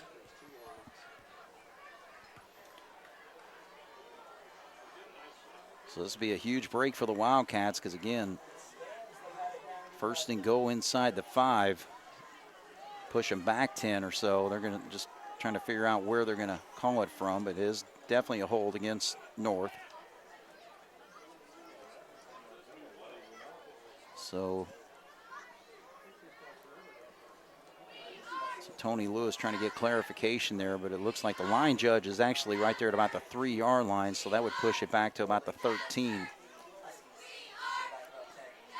They also had illegal motion on the play, but Jasper will take the hold. But actually, he's starting to walk that off from about the 6-yard line. So, well, when he ran to the far side, they had a couple of guys pull from the backside, and I'm impressed with North's offensive line. They got some big dudes out there, and they're pulling, and they're keeping up with the speed. So, you know, we're late here in the third quarter, and they still got it rolling. Actually marched it off from the 4-yard line, which was the original line of scrimmage. So first and goal from the 14.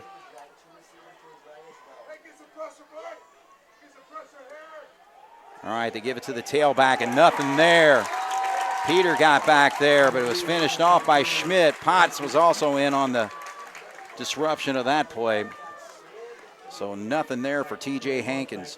Best job we've done all night, firing off the ball. I can't imagine that they're going to run another play. Now Brody's running over to the other side. All right, so they're going to let it roll out here. So Jasper with a 13-6 lead. It's looking tough there as that long pass play had him first and goal from the 4. When we come back, it'll be second and goal from the 18 here on 18 WJTS. All right, we're back once again here at Jerry Brewer Alumni Stadium. Game played on Joe Rolleder Field. The Jasper Wildcats with a 13-6 lead. North with the football at the 17-yard line. Still second down and goal from there. But, Bob, I think it's just one of those situations where who's the better conditioned team at this particular point? Because, again, the fourth quarter, the Wildcats have pretty well pulled away most of their games in the fourth quarter, but North just a team that won't go away. This has been a slugfest. This is very indicative of last year's game. North's bringing it to the table. But just keep the ball in Brody's hands if you're North. All right, he does give it to the tailback, and he Nice makes a move. Hankins sidestepped a couple of defenders there, but eventually goes down. They're going to spot it at the 7-yard line, so 10-yard pickup there brings up third and goal. Well, they did exactly what we thought they were going to do, keep the ball in Brody's hand, and he stuck it in there reading, and he's seen all our pressure start to come up the inside. He left it in the belly, and he went out there and did a great move to pick up another couple of yards. All right, so third and goal from there. North looking to get a score on the board and potentially tie this football game. 13-7, Jasper with the lead. Brody's going to keep it. He rushes forward and easily gets into the end zone. He just saw a hole on the right side there and just plowed forward. And he scores from 7 yards out to make it a 13-12 game. He's been their playmaker all night. Coaching staff over there has come up with a great game plan, keep him in motion. The few times that he has dropped back, a couple of passes he got off, but more often than not, he got pressure. But he's rolling away from our strong side. He's looking up. He's seeing where our linebackers are coming, flowing to the other side, and he's got the option to run or pass. So Mitchell Renfro missed an extra point earlier, but he pops this one through with his left foot there. So Jasper 13, North 13 with 11-12 to go here in the fourth on 18 WJTS. So North goes 75 yards on their drive, finished with a 7-yard touchdown run by their quarterback, Ethan Brody. 13-13, the Wildcats in a slug match tonight. Craig, this has kind of got the feel of who's got the ball last type game. All right, so they kick it away. It's going to be Bear from the 8-yard line. Now he's trying to run east to west. If he can get around the man, but the flag flies there. He's able to get away from one guy at the 30. He's still on his feet and gets across the 40 to about the 43, but penalty flag rests right there at the 26-yard line. Yeah, if they're calling what I think I've seen over there, it's not going to be a good result for the black and gold. Great effort. Good fight.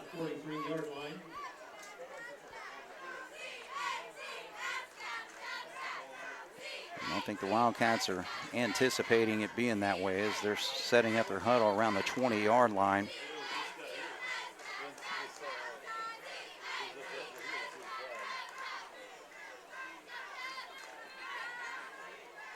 So we got a hold against the Wildcats, and they'll march it from that 28 spot. So Jasper's going to have tough field position to start this drive.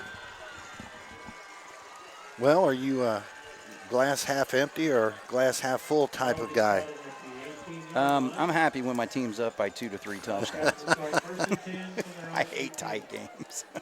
This is an opportunity. Jasper moved back a little bit, just more yards to cover, more clock to eat, to punch it in the end zone. Well, they don't know exactly where they want to go, do they? Well, I was going to say, because if there was a hold there, it should have been even further back. So they're going to spot this at the 13-yard line.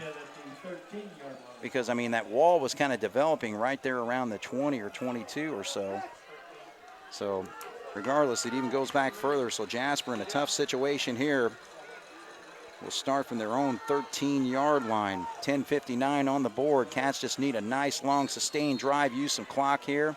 And the first play to the right side goes to Sheeter.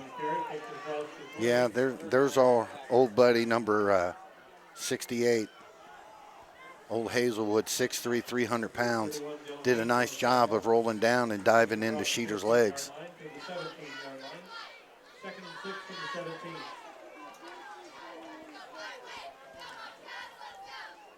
Clock running at 10:30. Even football game at 13. Second down and 6. Sheeter, Sheeter, Sheeter. There we go. Just what we need. You know, again, we're talking about it being a slug match. I wouldn't want anybody else slugging for the Wildcats other than number 30. And he gets a nice run all the way for the first down, all the way to the 24-yard line. You know what North has been doing is they've been taking 59, Davis, who's 5'11", 285, and 68 Hazelwood, 300, and they've been switching them. That one of them, they're playing right tackle one time, they're playing left tackle the other time. Mix it up, let Grant Youngs go out there and see different setups. Sheeter off tackle this time. And he actually this time drags Hazelwood a long way. So again, that just shows his strength because again, you mentioned the size of Hazelwood. And he has just been a handful for the Wildcats defensively all night, but he earned every bit of those 5 yards. Absolutely he did. Now one thing that I am noticing is we are getting, you know, to the 9-minute mark of this fourth quarter. I'm starting to see the big dudes for North start to put their hands on their hips, which means they're getting a little bit winded. So the Cats just have to continue to slug it out. Sheeter stays in the backfield. They stunted. Here goes Grant Young. He sees an opening. Good job there. He may have the first down yardage real close there. Yes, sir, Craig. That was a great job because they stunted right up the middle because Sheeter was consistently successful 4 runs in a row, or 5, whatever it was. And Young did a good read, bounced it out, and got some yards. All right, they haven't made a call yet on. He's just shy of the 34, and that's about where the marker is. That's real close. They're letting the play clock run down. They haven't even. Well, they won't throw a flag on this. All right, they're actually going to call for a measurement here. Yeah, it took quite a bit of time. If Jasper can get a nice long drive here, this would be to our benefit because they ran off an extra 25 seconds or more. But the one thing I don't like about this, and them dragging their feet to make a decision on whether they're going to measure or not, you let the big fellas for North, you know, get some air. Yeah, I agree.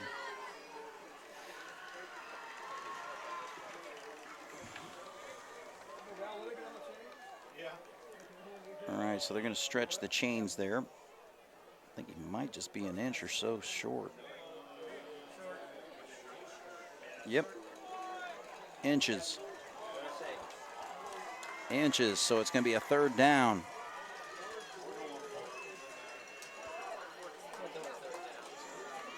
Well, they took Davis out, the 285 guy, and they replaced him with number 52 Hat, and he comes in at 265. So they're not losing much. No, they don't. Yeah, Zane Hatt, 6'1", 265. He's a senior on this football team. Well, that's a whole lot of beef on that defensive line. All right, so the play clock starts. Here we go. 3rd and inches. Main thing here, you just don't want to jump or anything like that. You just need a simple yard, guys. Let's go. Sheeter gets it. First down. Just like that. So a 2-yard pickup on the play. Advance that football to the 36-yard line. 1st and 10. Nicely done. But once again, we're talking about Sheeter and his size. He got hit a half yard behind the line. He falls forward. That's at least 3 yards. Right. All right, so the Cats stick with this tight formation here. Two wing backs and bring a man in motion. Now they're going to run that counter. It's worked all night. Gieser with a big run. If he can get to the outside. I'm sorry, no, that's Ewing. Ewing, can he outrace everybody? He's going to take it all the way in for the touchdown. Number 13, Cooper Ewing with the second score of the night. This one goes for 64 yards, and the Cats have the lead again, 19-13. We've been seeing what North's been doing. Coach Lewis has been patient, and then he sprung it on. He just let them kept flowing, and I tell you what, Ewing and Giesler, on those counters, they have been on fire tonight. Getting through the line, bouncing it to the outside, and just using downright speed, because they had speed chasing, and he just ran away from it. Absolutely outran him there. So Cooper Ewing, two big scores tonight. 38 yards, now 64 yards, and the extra point is true. So Jasper 20, North 13, 8:07 to go here in the fourth. Here on 18 WJTS. He's made tonight. Then the senior Cooper Ewing, number 13, 38-yard touchdown, now a 64-yard touchdown. What'd you see on that play there? What I seen in the movie Back to the Future when the DeLorean went and he had seen all the flames behind the wheels. That was some juice right there, baby. Well, again, ran that counter play to perfection. Both of them coming at very important times of this football game. As much as that fired up our fan base, fired up our players, I don't know if that fired up anybody more than Coach Lewis, because he was out there with the specialty team right there, just really getting on and firing them up. Let's see if it pays dividends. All right, so Leonard, we could use the nice boot he had last time. He got some air underneath the football, but this one goes straight forward. And it's not going to go out of bounds, but the Cats right there. What a play there. Oh, man, Bear, number 20, Braylon Bear, the junior, just came exploding through there and tripped up the return man. That was actually number 20, and he's slowly getting off the field. So Bell just had nowhere to go. Once he fielded that football, he went straight down. So we need the defense really to go along with this fire. The special teams doing it, the offense now doing it. The defense just has got to get a stop here, Bob. You had made mention so many times tonight how close Bear, how close Albrand, how close Giesler, how close and Atkins has been from picking that ball off. Boy, I tell you what, this would be a great time not to be close anymore. Yeah, because really the turnovers have not come into play for really either team tonight, other than you want to call an onside kick a turnover, but not necessarily. Actually, Gieser's going to have to come. I'm sorry, Sheeter's going to have to come out. So Peter will take his spot. Must have some blood or something on his hand there.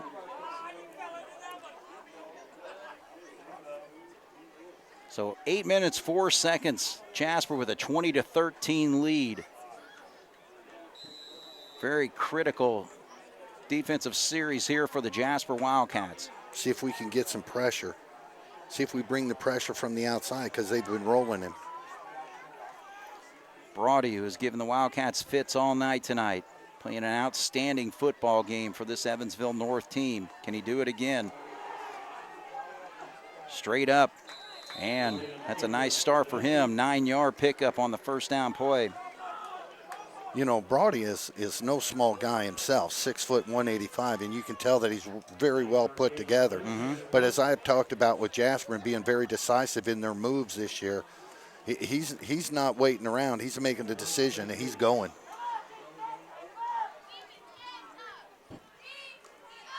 You know, and you also got to give credit to the North offensive line, doing a good job against the Wildcats' athleticism and quickness on that line. Defensive line, that is. Because again, Potts and Foley and Beekler have been dominant all season.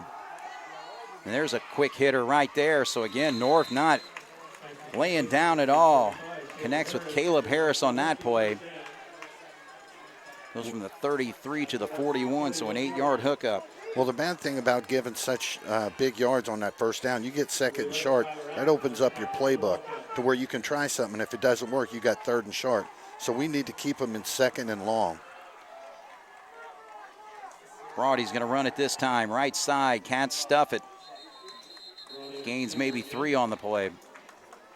Nice job from our defensive backs coming up, getting up into the belly and pushing him back. So 2nd down and 7. 6:44 on the clock. Jasper with the touchdown lead, 20-13. But North has been able to answer all night. Yeah, they have put up a great fight tonight. This team right here in the green and the white, they are for real. So 2nd down and 7. He gives it to his tailback. Cats chase him down. Not much there. See Barron on the stop. So no gain on the play for number 3, TJ Hankins. You know, Bear and Atkins tonight, when they've come up and they've made plays, they have put every ounce of energy into hitting the guy to let him know that they're there next time he comes around. Now, we talked about getting in second and short, or second and long. Now we've got him in third and long. Jasper set up perfectly here as long as they stay down and make the play. The safety's making a shift there, anticipating the home run ball here. But instead, they run a play there. Good job by Peter to pick that up. Or is that Cabrick? No, Cabrick did. So he was able to connect with TJ Hankins, and Cabrick was right there. Well, this was North. You know, if they can get away and get the first down, great. If not, just get a little bit of it, and let's do it. But this right here, this is a ball game right here. 4th and 3 from the 48-yard line. Absolutely, the Cats can get a stop here. They can be in the driver's seat to control the rest of this football game. 5 minutes to go. Stay at home. Don't sell out. You got to think Broady's going to be running it to the wings. So North is going to call a timeout because I think they understand the situation. You got to come up with the perfect play here, so you better draw it up right. 4:51 to go. Jasper 20-13. When we come back, it's 4th and 3 from the 48 here on 18 WJTS. All right, we talk about this Wildcat defense all season. No bigger test than this right here, 4th and 3. North calls the timeout to draw up their play. You got to think they're running him. Ethan Brody is going to roll to his right. Can they get the stop? No, he gets the yardage. He was able to get to that line of scrimmage and then some. So it's going to be a 1st and 10. So 6-yard run on 4th and 3. Not only a great timeout to get the play set, get your guys calmed down, but let your offensive line get a couple extra breaths of air to get them out there. Because when they flowed out, they did a great job of getting to our outside shoulder and pinning us down, and Brody did the rest. Why is the clock not running? There we go. Once they move the sticks, 4:42. Brody gives it straight up this time. Angelo St. Louis will pick up 3. I know they're mixing it up, but it almost gives me the feel that they're doing that to give Brody a little bit of chance to catch his breath, because that guy has been the man all night long for this North Husky team. Yeah, in that situation, they're just like, hey, man, we're going to put it in, keep it in your hands and let you make the play. You're the senior. You're the all-time leader when it comes to North football. I guess they went over for a little sideline warning to the North coach. But just yell it from the hash marks. You know, you're walking over there giving them more time because you're stopping the clock. I want to know why the clock is stopped. 4:16, that play clock should have never stopped. All right, so I guess the sideline warning did stop it. So 4:10. Right. 2nd down and 8. Brody flushed out, and he gets away. Foley's going to have to bring him down, but not before, again, He rushes for the first down yardage. We're doing a good job of hitting him. We're getting our arms on him. But North's offensive line, even when we have him, they're not stopping from hitting us, and they're actually knocking us off. Now, Brody is a very strong man. But Jasper's got to understand, keep the big play away, because if it takes him many plays to move the ball, that's just one more opportunity we have to make a big play. So now inside of 4 minutes from the 35, 1st and 10. Brody now with the pass run option. He passes it this time. And number 8 was able to elude one tackle there and then runs out of bounds. That's Jalen Mitchell. So he's going to pick up about 6 on that play. Did a nice job of putting his stiff arm up on the upper face mask of Albrand just to keep him out. And Albrand was lunging at the time, so when he didn't wrap him up, good thing our pursuit was there or he had sidelines.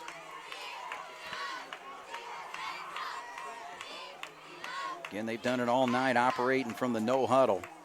I think that's thrown the Wildcat defense off a little bit tonight. Well, it slows you down from substitutions, you know, and now what? We got another stop and play. I have no idea what this is about.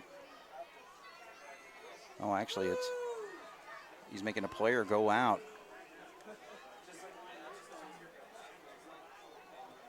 This is a break for the Wildcats, I think. They'd be able to get a little rest here, break that momentum. All right, so. Definitely a way to look at it, Craig. So Brady Martin comes in for Mitchell. So now the clock should be running again. I don't know why it's not. I don't like our setup on that backside. Nice tackle. Cat stuff that play. Potts. So a loss of 1.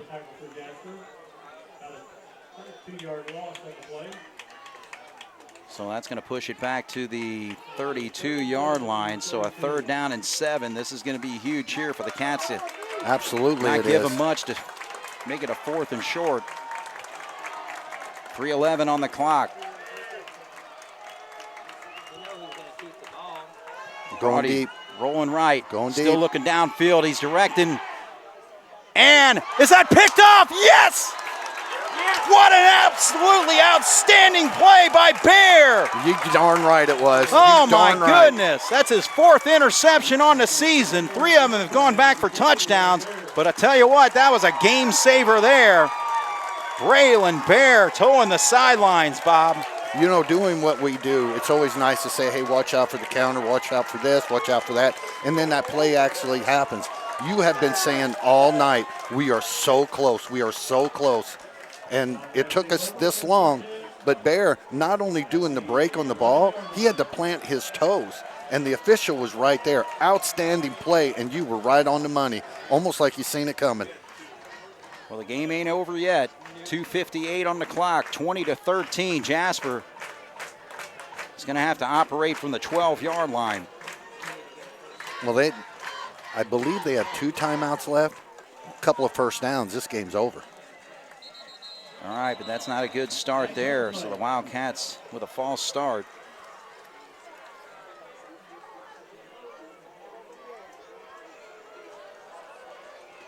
All right, so that's going to move it all the way to the 7-yard line, I believe.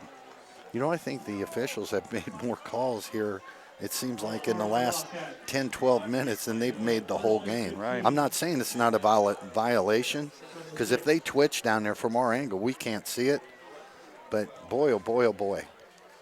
You know, Jasper's we got to get to at least 3rd and short. We got to get 3rd and 4th in. So what do we do with these first 2 plays? Do a counter play. Why not? There we go. Ewing. So gives us a little bit more breathing room. They're actually, no, Gieser this time. But still, they ran that counter.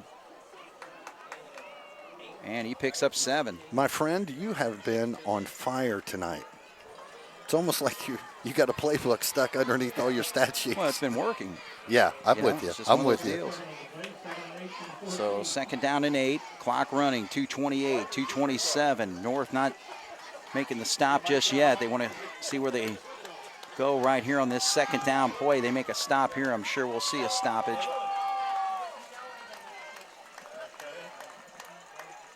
Sheeter on the right side, not much there. North's got to burn a timeout. Cale Johnson makes a stop there, and North does call the timeout there. So 2:10 on the clock. We'll take a break. 20-13. Jasper leads and has the football here on 18 WJTS. All right, so the Jasper Wildcats with 2:10 facing a third down and 5, maybe 6. They need to get to the 22-yard line. Nice spot for Foley. Young actually is going to roll out. He's got the yardage. Yes, sir. Beautiful play. Beautiful. Absolutely. Again, I would say that was probably a run-pass option, but he just saw the opening right away. Perfect read, and he gets the first down. What Grant Young has done all year has been decisive in his moves. And when he tucked that ball, he turned on the afterjets, and he got there, and they've used their timeouts. Jasper should be able to milk this thing. So on a 3rd and 5, Grant Young with a big run, 10 yards there. Now the Cats in the driver's seat with 1:47 to go. Hang on to this football. You almost got to think Sheeter. Sheeter, you're exactly right. 1, 2, That's their 3, last 4. timeout, isn't it? Yes. Yep. 4 guys on Sheeter, and he still got 4 yards. All right, so that stops it with 1 minute and 32 seconds. So Yeah, that's all she wrote. So let's see here. They're probably going to get inside a minute after this play.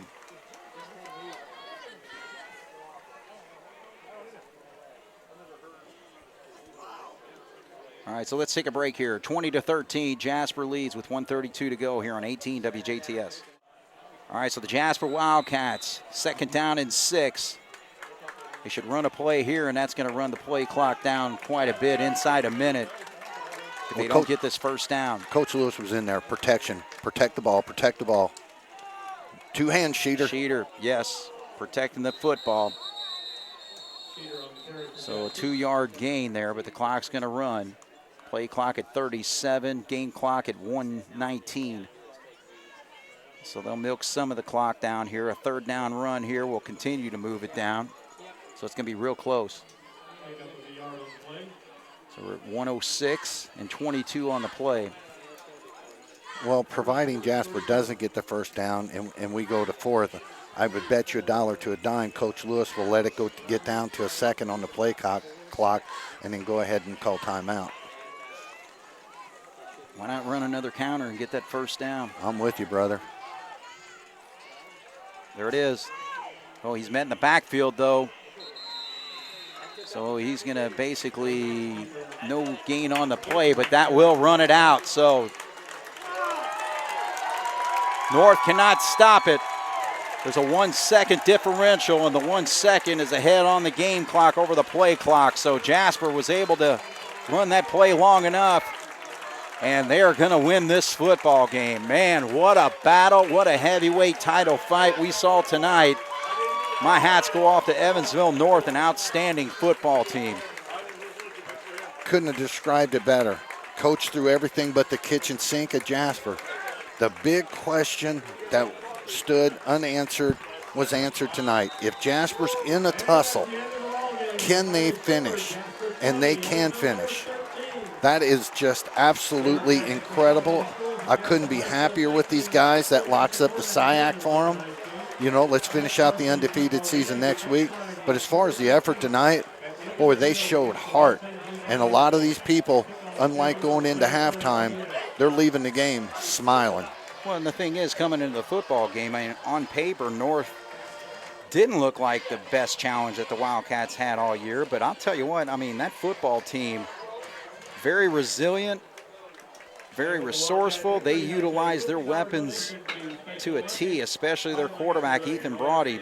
2 years in a row, he has given the Wildcats fits, but Cats are just doing just enough to hold off Evansville North in the 2 times they faced them so far. Well, the coaching game plan was just tremendous. Getting down, letting Jasper get set up, and then they would pop up. A lot of times you see it in college and pros. They look to the sideline, If they see an adjustment, they make an adjustment. But Brody, boy, I tell you what, if we see a better player than him this year, I look forward to seeing that guy because he was the man tonight. Well, and the thing is, I mean, we've faced some quarterbacks with big passing numbers, but I'll tell you what, pound for pound, he's the best quarterback in the conference that we've seen. Yeah, it's hard to argue that, and you rarely see a quarterback when he runs dish out the punishment that he has dished out. When he got to that second row and he got up into our defensive backs, I'll give our defensive backs credit, sticking their nose up in there and doing what they needed to do. Yeah. But he was looking to run over somebody. No, he was. And because he had so much success from the outside, we seen what happened when he started doing that RPO and our guys would suck up. He just right over their head or just launch it downfield. And playing the whole game with a cast on his left hand. I mean, unbelievable. Obviously he's been dealing, I don't know if his arm's broken or what the deal is, but he's been playing like that pretty well the whole season. I think he missed one game earlier this season, but again, just very impressed with him all night tonight. People I've heard during halftime make comment, we're just so flat tonight, we're this, over that. A lot of that has to do with what the opponent brings to the table. But I couldn't be prouder of these Jasper Wildcats. Coaches made good adjustments at halftime, changed a few things up. And to look over after when that game was, they turned around, they seen the clock was going to run out. The way they dropped their heads, boy, those guys are feeling really tough, but they gave a valiant effort. No doubt about it. But again, let's just talk about this Wildcat football team. Again, faced a really tough test tonight. Offense, when we needed scores, we got scores, and we had nice drives and huge plays. My goodness, Cooper Ewing, unbelievable tonight in his counter runs, rushing for 2 touchdowns, 38 yards in the third quarter, and then 64 yards on that final one at 8:07 to go in the fourth. And then the Wildcat defense doing a great job coming up with a humongous interception, a sideline tap over there by Braylon Bear. But, again, just on that particular play, Brody, even though most of the night, whenever he needed the yardage in situations, he was able to get it. But in that one, we basically kept him rolling out. And, he had to try to make some direction to his receiver downfield. And when he made that attempt there, Braylon Bear was just right there to make the play. So the pressure was there. So an outstanding job by the defense overall. But Bear came up with a big play. Great adjustment by Bear. But I'm with you. The defensive line, we had talked all year about these different quarterbacks. A lot of good quarterbacks in the SIAC. But the pressure that our guys get up there, North changed that up. They've seen these quarterbacks from Memorial and Wrights and Mater Dei drop straight back, and we were burying these guys 13, 15 yards down the field. Let's get our quarterback out. He's fast enough. He's strong enough. If they roll out, we'll just continue him down the sidelines. But it was exactly what you said. Because of the down was what it was, he had to throw the ball. Right. And they stretched him all the way out. First time we've really done it that well the whole night. But you've been saying all night long how close we've been getting to those. We should have had 2 other picks. It didn't happen. Right. But they stayed diligent, and they ended up getting them. All right, so let's take a look at some numbers here. I mean, the Wildcat rushing attack, 40 carries for 233 yards. So they really poured it on, especially there in that second half with big running plays. So total offense, 47 plays for 298 yards, 65 yards passing on 4 of 7 for Grant Young. And they were led by Cooper Ewing, 4 carries, 111 yards, and 2 big touchdowns, including that big 64-yard run that made the difference in this football game. Ashton Sheeter, again, had to really put the effort in tonight, 21 carries. I think that's his high all season. And he had to do that because Wallace, who was nursing an ankle injury, I believe, earlier, and so he pretty well had to call it a night early on in this football game. Grant Young, 8 carries for 23 net yards, and Ian Geisler, 4 carries for 16. But, tell you what, I'm breathing a little bit better, but, man, when you all in all, just a great win for the Jasper Wildcats. We needed it. We absolutely needed it. I don't want to sound arrogant or anything, but things have been coming pretty easy for us. Yeah, you have mentioned some of these other games being tight, but we had something happened, whether it was pick sixes, whether it was penalties, whether the other teams gave us an opportunity and we took advantage. And the final score, we just opened up. You know, North took us all the way down. Running that counter, it's a long play developing. Great call by the coaches. Like you said, they stretched it out just far enough to where the play clock had more time on it than the game clock, and we were able to run it out. I'm really impressed with this Jasper team, showing the fight. They could have hung their heads when North was essentially pushing us all over the place. They didn't. They rose up, and they finished the job. And that's the thing, and we actually have the sectional draw this weekend, and, you know, that was a sectional type game right there when you talk about just what the Wildcats had to overcome and do to win the game. But, you know, again, our sectional with Memorial, Central, Wrights, Northview, Boonville, and Harrison.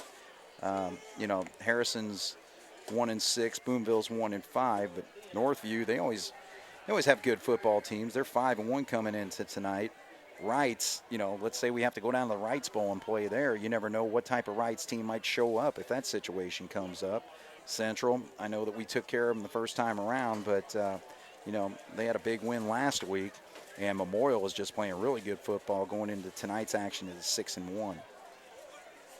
Everybody that I've talked to, and I'm actually going to even throw myself into this conversation, believes it's going to end up at some point being Jasper and Memorial. Right. And you know Memorial, with all those starters, is just chomping at the bit. Oh, they are. But I want to take a moment here. David Eckert is the super fan of Jasper sports, and all the seniors getting their picture taken with him. So great job for David to get that moment with the senior class, and a great classy move by the seniors to gather around him for that photo opportunity. But all right, well, Bob, it comes to Vincennes next week. We'll be on the road. Vincennes really struggling this year, 1-6. They've not had a good start to the move to the Southern Indiana Athletic Conference in the game of football. And I wouldn't like anything better than for us to just pound things and finish things off and finish this conference season undefeated. Yeah, the best case scenario for Jasper, and to be quite honest, what I think really needs to happen, especially with seeing Wallace, you know, kind of pulled out of the game. I know he came into the game a little gimpy, is we need to get to Vincennes, and Vincennes will put up a fight. But we need to get there, and we need to get a good lead early, and we need to get some guys healthy. Right. Because depending on how that draw turns out, you know, there is a possibility we could be facing Wrights or Memorial right off the bat. So we got to get some guys healthy and get them back out there, and then just go back to the way we have running through the SIAC. Right, and that's just one of those situations where next week let's just get things taken care of early. Let your JV finish the game out and get ready for the sectional. So again, for the seniors, Allbrand, McGimpsey, Weinzappel, Ewing, Giesler, Wiseman, Cale Schmidt, Sheeter, Isaac Dave, Beekler, Owen Wiseman, Potts, Gus Heichelbeck, Sam Leonard, Connor Foley. Congratulations, guys, getting a big win on senior night. So for Bob Welp and for Jeremy Marcos on the video, Jasper wins tonight 20-13 over a very good Evansville North football team. Good night, everybody.